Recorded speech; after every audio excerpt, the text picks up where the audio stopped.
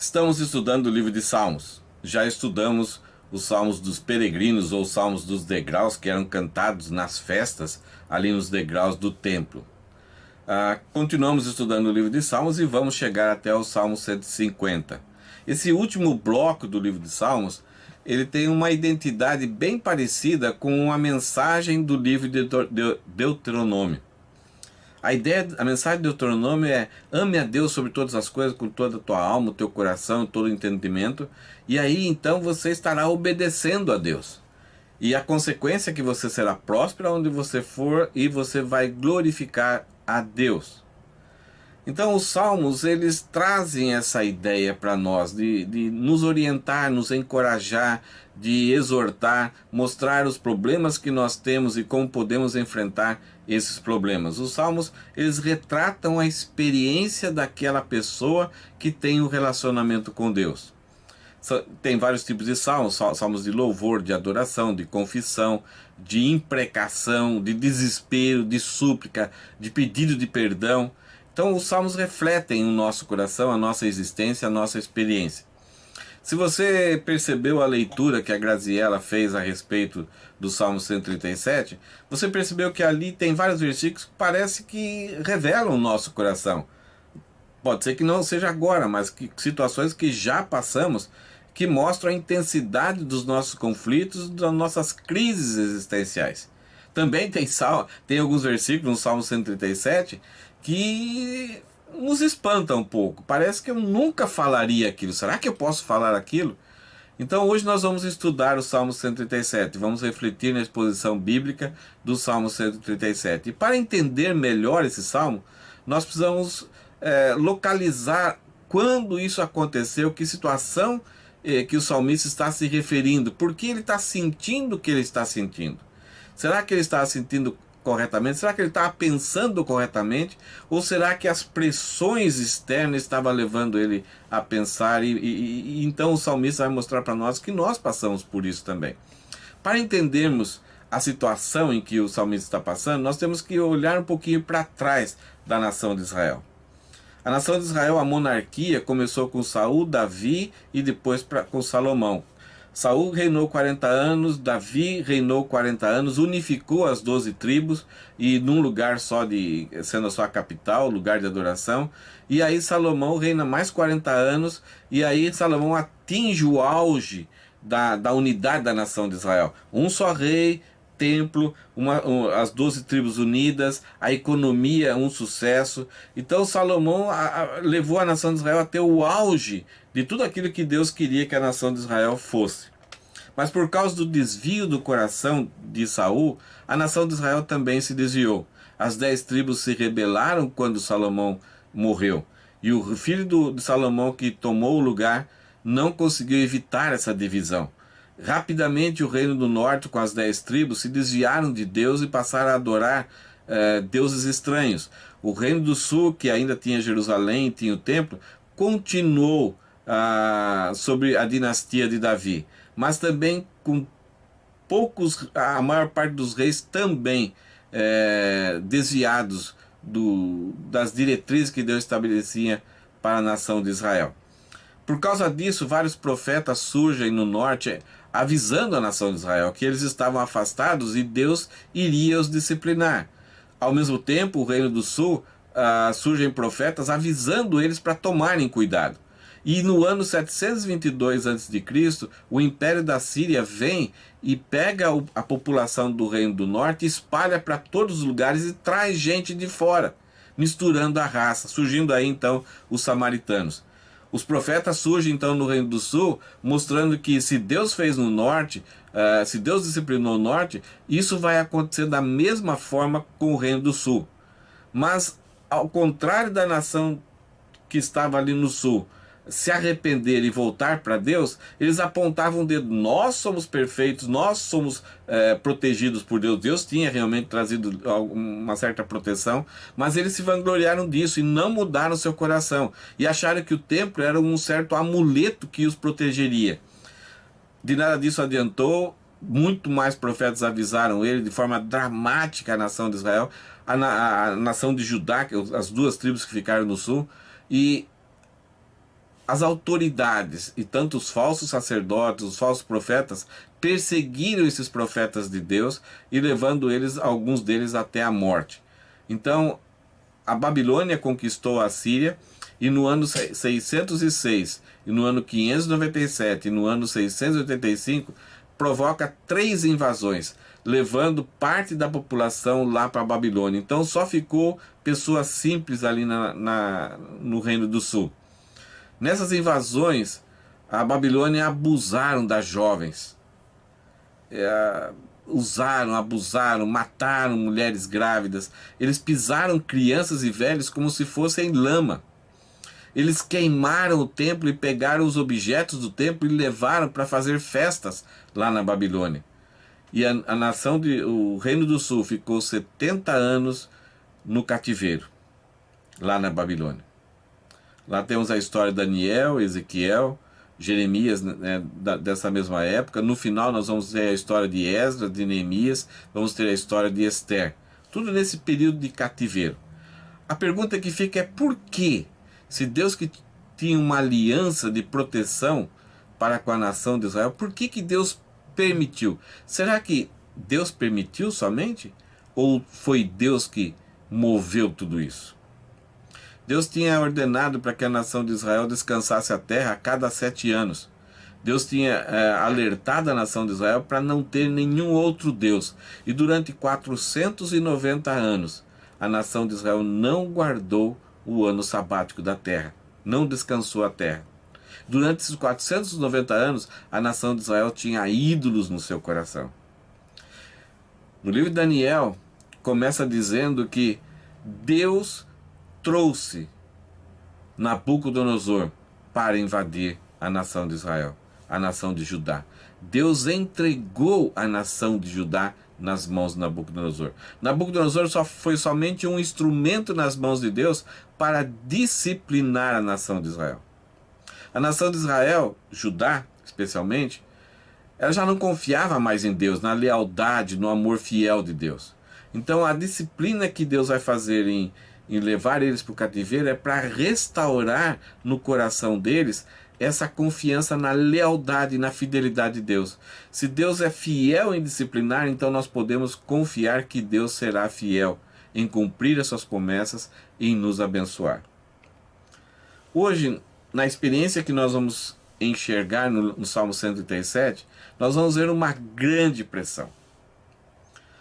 Eles foram levados para o cativeiro, eles estão sendo oprimidos, eles viram o templo ser destruídos, eles foram desinstalados, eles não têm mais um lugar de adoração, eles fazem o que os babilônicos exigem, então eles estão sob muita pressão. E a pressão gera crises na nossa vida. Esse termo aqui, vivendo perpressur. Muitas vezes adolescentes, eles não conseguem fazer o que é correto por causa da pressão do grupo em que vivem. Muitas vezes eles fazem coisas que nunca fariam, mas por causa de agradar o grupo, ou por causa de estar no meio daquele grupo, eles se sentem coagidos e acabam fazendo e aí deturpando todo o seu caráter. Viver sob pressão é algo muito difícil. Que nós precisamos ter metas, valores e termos uma autoconfrontação muito séria para não desviarmos o nosso coração para Deus. Não vivermos no passado e também termos uma perspectiva muito errada a respeito do futuro. Esses salmos vão mostrar a situação da nação de Judá. Vamos estudar esses salmos? Versículo 1. O salmista escreve o seguinte: junto aos rios da Babilônia, sentamos e choramos ao nos lembrarmos de Sião. O salmista começa esse salmo dizendo que havia um profundo abatimento enquanto eles estavam ali em Sião. Eles não sentaram para planejar, para o que Deus pode fazer daqui para frente, como que Deus vai nos libertar, quais são as promessas de Deus. Eles não sentaram para fazer uma avaliação correta do passado. Por que nós estamos aqui? Porque nós estamos aqui porque pecamos, porque desviamos, nós desvalorizamos aquilo que tínhamos. e nós somos os únicos responsáveis por estarmos aqui. Então eles não planejaram se arrepender e ir até Deus e pedir misericórdia e renovar a sua confiança na lealdade de Deus. Simplesmente eles estavam abatidos. Deixaram a derrota os vencer. Eles não planejavam mais nada. Então sentava e chorava, porque lembravam de Sião. Aquela nostalgia. Ah, como era bom lá. Só enquanto estavam lá, não deram o valor. Faziam a adoração a Deus de qualquer forma. Valorizavam o materialismo, valorizavam a soberba, o orgulho, e se entregavam ao pecado. Agora que estão impossibilitados, eles choram. Mas é um choro, um lamento, não de arrependimento. É um choro simplesmente porque não tem as condições que eles desejavam. É como dar flores depois que uma pessoa morre. Flores devem ser dadas em vida. E quantas vezes nós ficamos abatidos porque estamos num processo de disciplina dada por Deus, mas simplesmente nos lembramos daquilo que perdemos. Ficamos tristes e lamentamos aquilo que perdemos, mas não reconhecemos que a razão de estar aqui naquele lugar é por causa da minha indiferença ao amor de Deus. E isso não nos move, não nos empurra a chegarmos até Deus pedindo perdão, renovando a nossa confiança nas promessas de Deus e se entregando à direção de Deus para a minha vida. Ao mesmo tempo que a maior parte das pessoas estão agindo dessa forma, você vai encontrar Neemias, você vai encontrar Daniel, o Sadraque, Mesaque e Abdenego, tendo um outro tipo de vida, nas mesmas circunstâncias, nas mesmas situações. Então, em resumo, a nação de Israel vivia isso. Eles sentavam junto aos rios da Babilônia e choravam ao se lembrar de Sião. Era uma nostalgia infrutífera. É muito gostoso quando nós lembramos de coisas que aconteceram no passado. É muito bom. Tem pessoas que mudam de cidade, mudam de igreja, mas ainda estão presas a nostalgia, aquilo que era do passado, não conseguem iniciar uma nova vida e agir, estar 100% agora nesse novo local.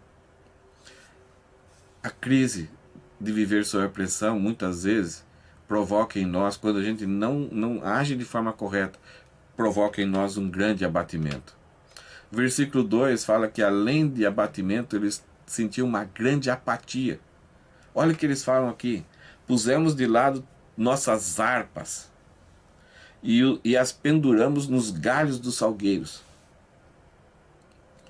Pararam de louvar. Não tenho coragem, não tenho ânimo, não tenho como fazer isso. A apatia tomou conta do coração deles e eles pararam então de louvar e de cantar.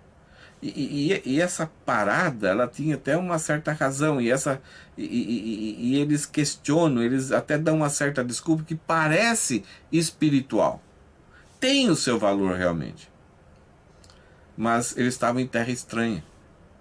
E eles achavam então que ali não deveriam mais cantar louvores a Deus. A apatia os dominou. E eles relatam ainda que nesse processo de colocar as harpas nos salgueiros, pendurar as harpas, como se estivesse pendurando as chuteiras, eles falam aqui, os que nos levaram cativos queriam que cantássemos. Os babilônios que tinham levado eles para lá, quando eles estavam sentados junto aos rios da Babilônia, eles falavam, olha o que eles falam, nossos opressores. Então a ideia é, somos oprimidos, é o povo do mimimi, ó dor, ó vida. Os nossos opressores exigiam uma canção alegre, porque a nação de Israel era categorizada por uma nação alegre, que dançava, que cantava, que tinham festas durante o ano. Era uma nação invejável. Essa fama percorria por todos os lugares, que eles adoravam um Deus invisível, um só Deus, e eles diziam que esse Deus era o verdadeiro. Era uma nação que era muito invejada pelos suas festas rituais, sua lei, seus regulamentos sociais.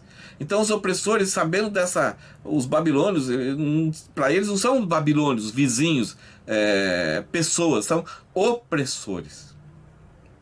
Então eles falam que os opressores exigiam uma canção alegre. E os opressores diziam: cantem para nós uma das canções de Sião. Então, quando estamos em certas situações, muitas vezes, pessoas vão fazer exigências para nós, querem nos conhecer, sabem alguns detalhes sobre a nossa vida e querem que a gente demonstre isso. Mas aí eles fazem um questionamento: mas como poderíamos cantar as canções do Senhor estando em terra estrangeira? Esse questionamento ele tem um lado bom, um lado positivo. Nós nunca devemos menosprezar a importância do louvor a Deus. A importância do louvor a Deus, estabelecido por Deus, da adoração a Deus, não deve ser feita de qualquer forma, em qualquer situação. Não serve para diversão ou entretenimento. O momento de culto, de adoração, o momento que nós estamos ali adorando a Deus, é algo muito sério. Então, eles estão certos, por um lado, em não menosprezar o valor desses recursos espirituais que Deus tinha dado para eles. Mas, por outro lado, o abatimento, a apatia, tinha tomado tanta conta deles, tinha dominado a vida deles, que aqui eles estão simplesmente buscando uma desculpa para não fazer aquilo. Como poderíamos cantar as canções do Senhor estando em terra estrangeira? Só cantando. Tanto a nação de Israel como nós fomos chamados para proclamarmos as virtudes daquele que nos chamou. E a música é um dos melhores recursos para proclamar as verdades a respeito de Deus. Devemos evitar o menosprezo das coisas belas e bonitas que falam a respeito de Deus, mas ao mesmo tempo, algumas vezes são oportunidades para nós falarmos do Deus admirável que nós temos. Então esse questionamento é um pouco duvidoso. Parece que tem um ar assim de uma certa espiritualidade, mas uma espiritualidade atrasada. E essa espiritualidade cresce mais ainda nos versículos seguintes. Olha o que eles falam: se eu me esquecer de ti, ó Jerusalém, que minha mão direita perca a sua habilidade, ou a sua destreza, a sua capacidade de tocar rapidinho. Quer dizer, se eu adorar a Deus, mas esquecer do lugar verdadeiro de adoração, o lugar que Deus estabeleceu para adorar, que eu perca a agilidade. Então eles estão quase lançando quase uma condição para eles não fazerem algo errado, que eles acham que é errado.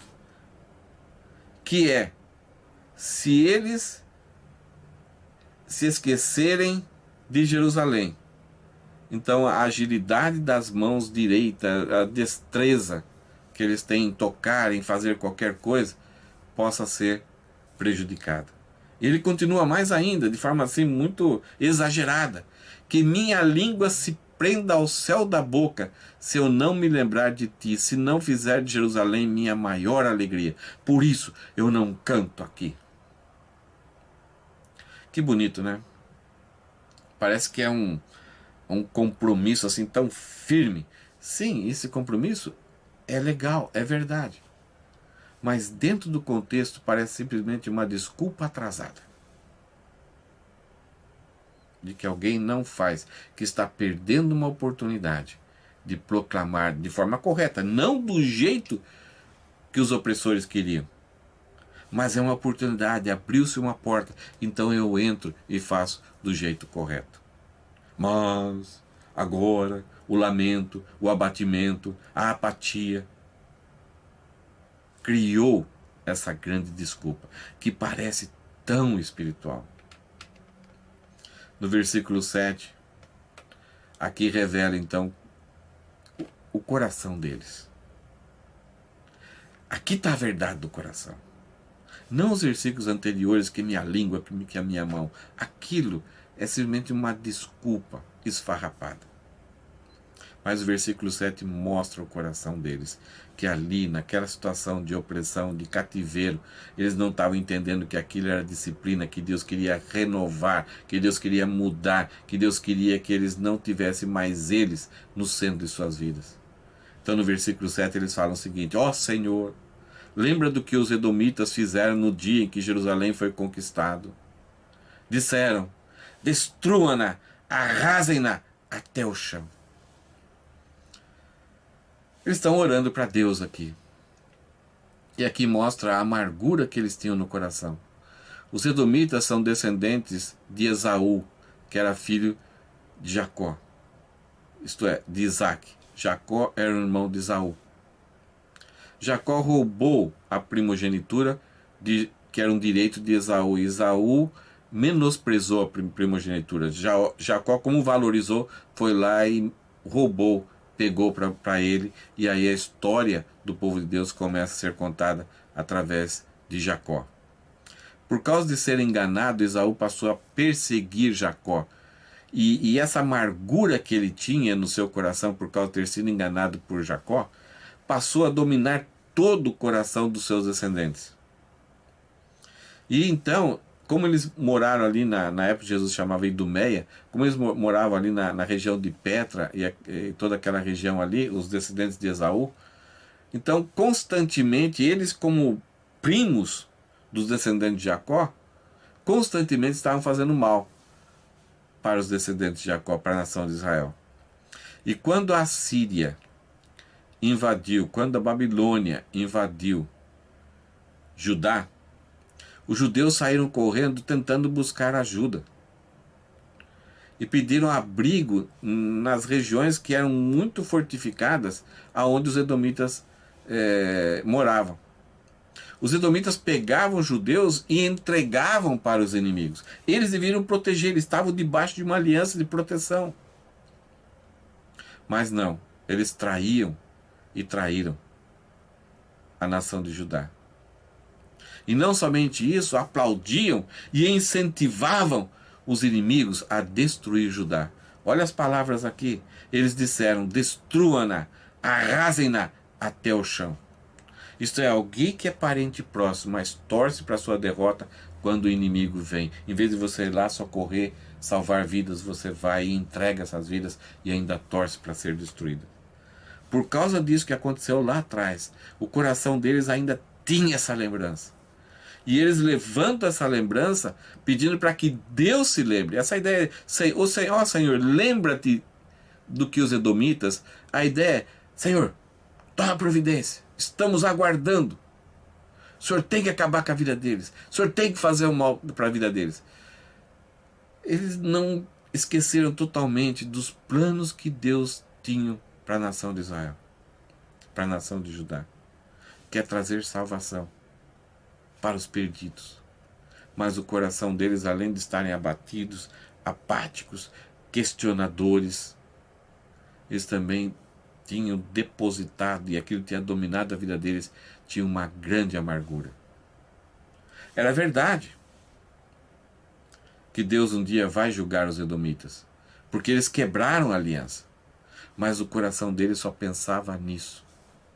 É quando nós somos prejudicados por alguém e, em vez de clamarmos, orarmos, intercedermos para a pessoa, queremos que a justiça de Deus seja feita. E torcemos e nos alegramos quando alguém vem e faz o mal contra essa pessoa, em vez de ir lá socorrer, querer o bem até daqueles que fizeram mal para nós. Isso não é um princípio cristão. Querer a vingança de Deus sobre as pessoas. Deus um dia vai vingar, Deus um dia vai derramar a sua ira. E se eu entendo que eu fui objeto do amor de Deus, que Ele me salvou, que eu não merecia, eu tenho que orar e levar a mensagem e trazer a pessoa de volta para Deus, porque o que espera por ela é terrível. Não somente eles tinham amargura contra os edomitas, que eles não removeram do seu coração e ainda impedia que eles seguissem a vida em frente, mas também eles tinham um desejo de orar de forma imprecatória contra a Babilônia. Olha só o que o salmista escreve: ó Babilônia, você será destruída, feliz é aquele que retribuir por tudo que fez contra nós. Feliz aquele que pegar suas crianças e as esmagar contra a rocha. Sim, Deus prometeu vingar o seu povo. Há promessas que Deus falou assim: abençoarei os que te abençoarem, Abraão, e amaldiçoarei os que te amaldiçoarem.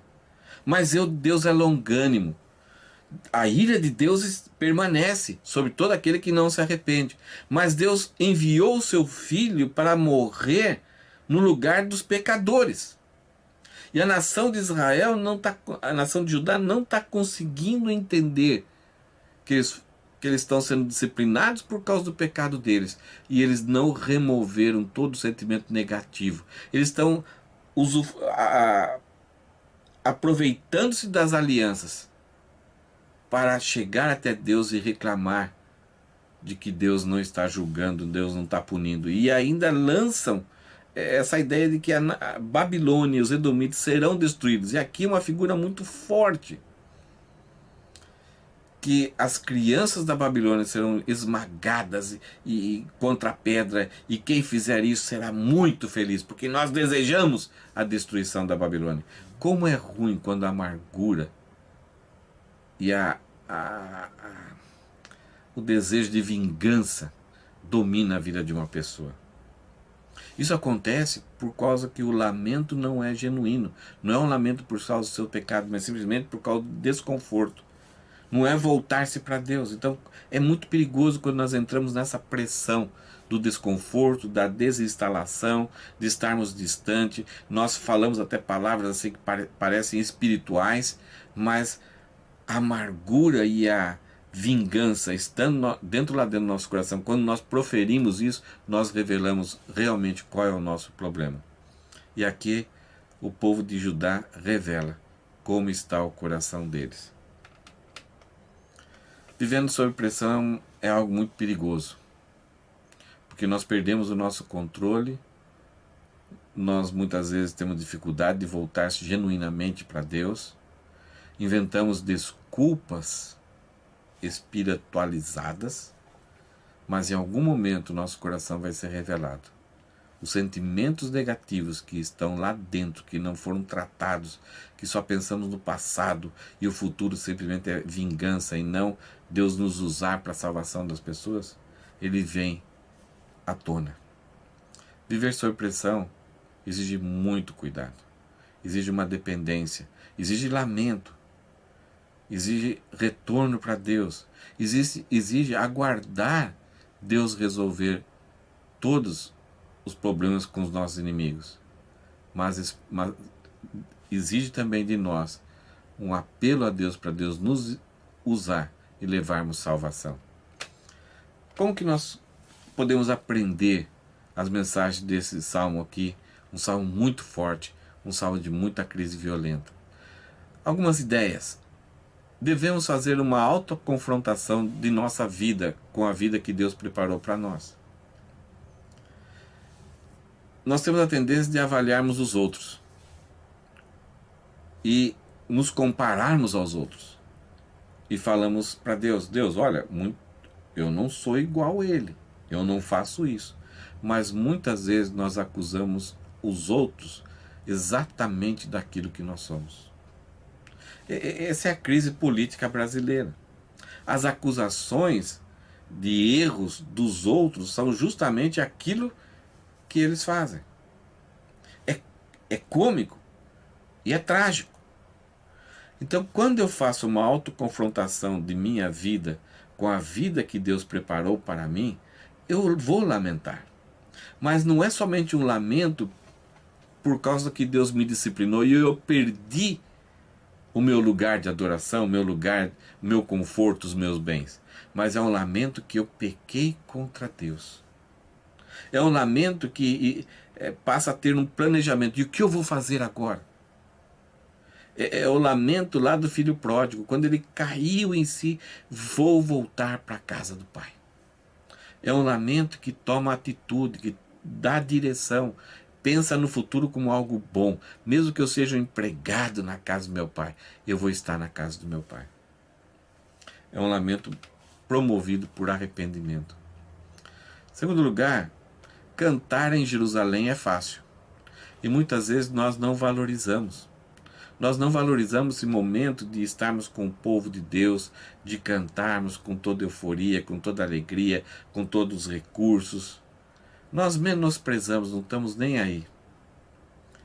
Existem vários profetas que dão alertas ao povo de Israel, dizendo que Deus, ele até em alguns casos, desejaria que alguém fosse lá e fechasse a porta, porque Deus está cansado de ouvir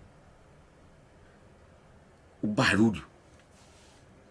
Porque cantar em Jerusalém é fácil, então eu vou para uma reunião, um culto, eu posso fazer tantas coisas ao mesmo tempo, eu não presto atenção, eu falo, converso, olho para cá, olho para lá. Eu não dou bola. Não vejo tanta importância naquele momento, que é um momento ali que, como igreja, nós estamos para prestar um culto ao Deus que é digno. Cantar na Babilônia é difícil. Aqui cantar é falar quem Deus é, como Deus é bom. Então algumas vezes a gente encontra desculpa, damos desculpa para não podermos cantar lá. Porque as pessoas, mas você não passou isso, você não passou aquilo, você não é isso, você não é aquilo. Cantar lá fora é muito difícil. Cantar em Jerusalém é fácil. Onde o povo se reúne é muito fácil. Cantar no carro é fácil. Agora, adorar e louvar a Deus por aquilo que Ele é e aquilo que Ele faz diante de pessoas é muito difícil. Não torne a sua adoração a Deus em algo trivial. Resista a isso. Em algo sem importância, tanto faz. Então, você está em qualquer lugar aí, com seus amigos, deixa eu cantar uma música aqui e brincar com aquelas palavras ali que falam da dignidade de Deus. Vamos cantar algo para se alegrar. Eu canto louvor. Se é para cantar um louvor, exige uma reverência, exige um pensamento correto. Não é só nos beneficiarmos porque as músicas batem palmas, as músicas dançam, então eu vou me beneficiar da música. Não. Eu não posso tornar trivial aquilo que é sagrado. Aqui é o oposto. Mesmo cantando na Babilônia, eu não posso tornar trivial algo que é sagrado. Vamos resistir a isso. Não aceite convites para se adaptar ao sistema mundano ou buscar alegria nos caminhos distantes do Senhor. Os opressores cantem umas músicas alegres para nós nos alegrarmos. O objetivo era simplesmente a alegria, a dança, as festas, bater palmas, se alegrar, exercitar um pouquinho. Não aceite esse tipo de convite. Ou convites que vão fazer você se adaptar ao mundo e se distanciar de Deus e buscar alegria nesses caminhos que estão distantes de Deus. Busque alegria somente no Senhor. Proteja o seu coração da mesma forma que você protege os seus bens. Como nós somos zelosos, como ficamos irados quando alguém sujou ou derrubou aquilo que nós lutamos por alguns meses ou estão pagando caro para os nossos bens. Nosso coração é mais importante do que todos os nossos bens. Nosso coração tem que manter-se limpo de amargura, de vingança. Nosso coração tem que se manter limpo de pecados anteriormente cometidos, eles têm que ser resolvidos. Eu tenho que criar uma perspectiva diferente sobre a minha vida atual e sobre o meu futuro. Anseie pela vinda do Rei e seu reino. Espere. Não fique torcendo para que aconteça o mal na vida das outras pessoas. Não fique se alegrando, não fique planejando criar situações para que as pessoas talvez você não gosta, ou você não se dá bem, ou que talvez te corrigiram. Não busque situações para que essas pessoas sejam prejudicadas e passem a receber o mal. Ajude-as a voltar-se para Deus. Olha o que Mateus, Jesus falou lá em Mateus: venha a nós o teu reino, seja feita a tua vontade. Traz o reino de Deus para essas pessoas. E espere. Mesmo que você leve a paz, mesmo que você leve o perdão, mesmo que você leve a reconciliação, e a pessoa ainda rejeitar, te prejudicar mais ainda, espere. Deixe o reino de Deus vir. Entrega nas mãos do Senhor, para que Ele faça o bem, para que Ele traga a salvação. Nós vemos o Salmo 137 hoje. É um salmo muito contundente.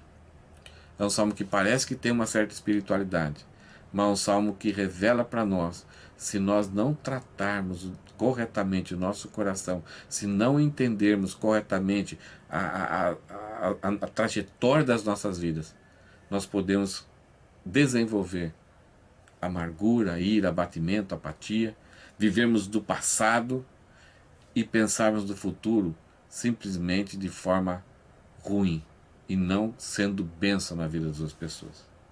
Que o Senhor te abençoe. Eu não sei de que forma esse salmo pode falar a sua vida. Esse salmo falou muito na minha vida. E eu agradeço pela palavra do Senhor, para que a gente espere, para que a gente lamente e para que a gente resista em não nos desviarmos dele de nenhuma forma. Que o Senhor te